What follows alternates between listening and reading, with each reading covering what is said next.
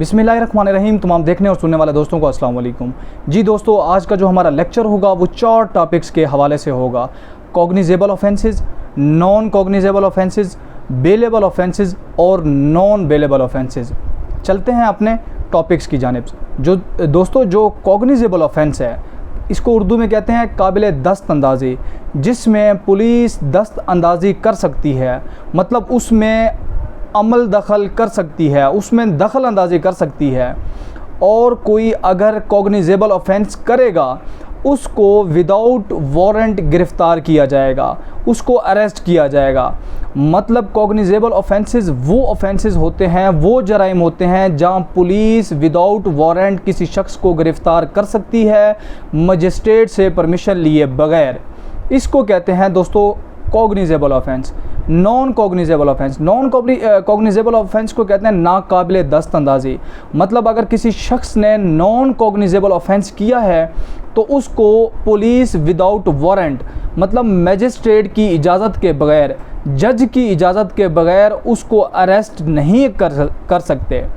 और जो जराइम second schedule में होंगे अगर वो फॉल करते होंगे तो वो कॉग्निजेबल होंगे, अगर वो सेकंड शेड्यूल में फॉल नहीं कर रहा होगा तो वो नॉन कॉग्निजेबल ऑफेंस होगा।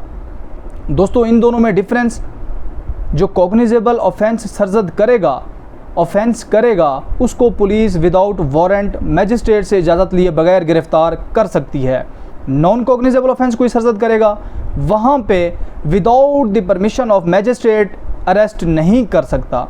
अब दोस्तों बेलेबल ऑफेंस, बेलेबल ऑफेंस दोस्तों वो जराइम, अगर कोई शख्स ऐसा जराइम सरजद करता है जिसकी नेचर बेलेबल है, उसका ट्रायल ज़रूर चलेगा, उसको साबित करना पड़ेगा, लेकिन इनिशियल स्टेजेस पे उसकी ज़मानतें हो जाती हैं।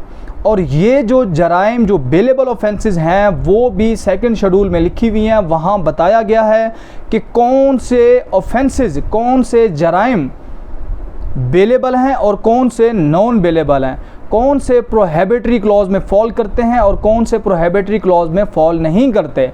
नॉन बेलेबल ऑफेंसेस भी इसी के बारे में है कि वो जराइम जहां इनिशियल स्टेजेस पे ज़मानतें किसी भी सूरत में नहीं मिल सकती क्योंकि वो प्रोहिबिटरी क्लॉज में फॉल करते हैं, इसलिए जज इनिशियल स्टेजेस पे उनकी ज़मानतें एक्सेप्ट नहीं करता। दोस्तों आज का हमारा जो शॉर्ट लेक्चर था वो cognizable offences, non cognizable offences, bailable offences और नॉन बेलेबल ऑफेंसेस के बारे में था।